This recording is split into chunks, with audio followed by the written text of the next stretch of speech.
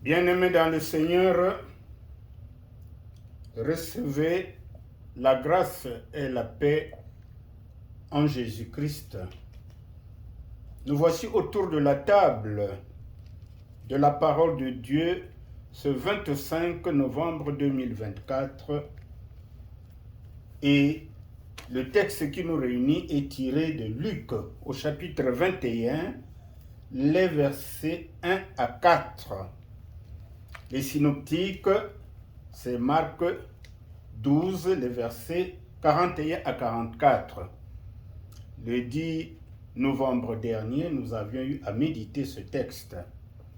Mais nous allons, une fois de plus, le restituer pour l'intérêt de ceux qui n'étaient pas là. Alors, nous allons lire le texte parce qu'il est court. Lisons au nom du Seigneur. En regardant autour de lui, Jésus vit des riches qui mettaient leurs dons dans le tronc. Il aperçut aussi une pauvre veuve qui y glissait 2 petites pièces. Il dit alors, « En vérité, je vous l'assure, cette pauvre veuve a donné bien plus que tous les autres, car tous ces gens ont seulement donné de leur superflu, mais elle a pris sur son nécessaire et a donné tout ce qu'elle avait pour vivre. » Nous pouvons dire Amen. Alors, essayons de partager la parole de ce petit texte. Alors, de quoi s'agit-il? Il s'agit de comprendre ce que c'est la vraie générosité. En contraste avec ceux qui ont été démasqués comme étant des hypocrites religieux dans le texte de Luc 20, nous avons le privilège de voir dans ce second récit de notre texte du jour que dans la nation juive, il y avait quelques-uns que le Seigneur se plaît à reconnaître.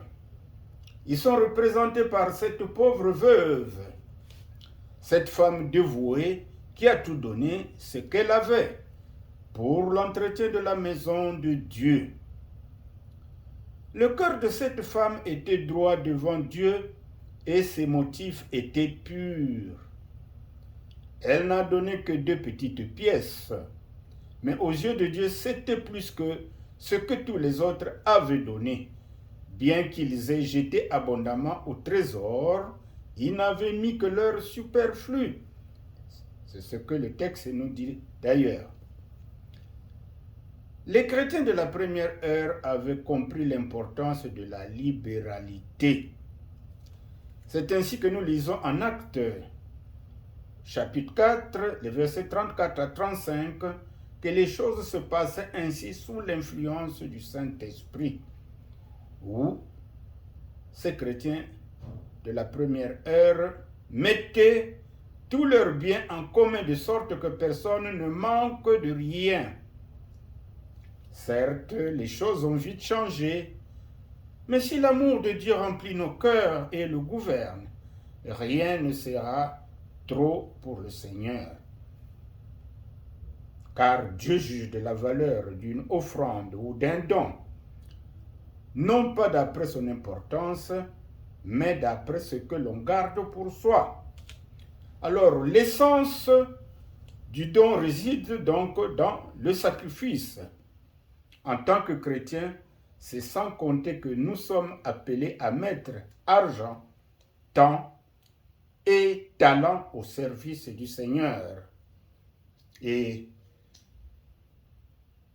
2 Corinthiens 9, 7 à 9 nous exhorte à avoir plus de joie à donner qu'à recevoir. Et Proverbe 11, les versets 24 à 25 nous donne une exhortation que nous allons lire. L'un dépense largement et il s'enrichit. L'autre économise et il s'appauvrit. Celui qui est généreux sera rassasié, celui qui arrose sera arrosé. Alors, mes bien-aimés dans le Seigneur, une fois que nous avons dit tout cela, quelles leçons pouvons-nous tirer de ce texte?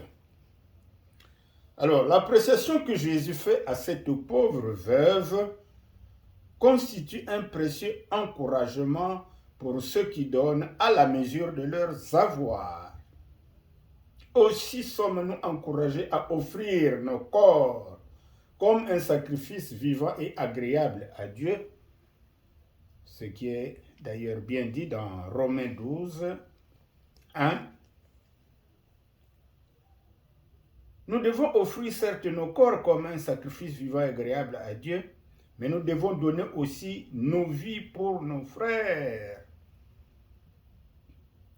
Ce que nous pouvons lire dans 1 Jean 3, les versets 16 à 17. Donc voilà les quelques enseignements que nous avons pu tirer de ce texte. Chacun de nous peut approfondir la méditation. Que Dieu vous bénisse.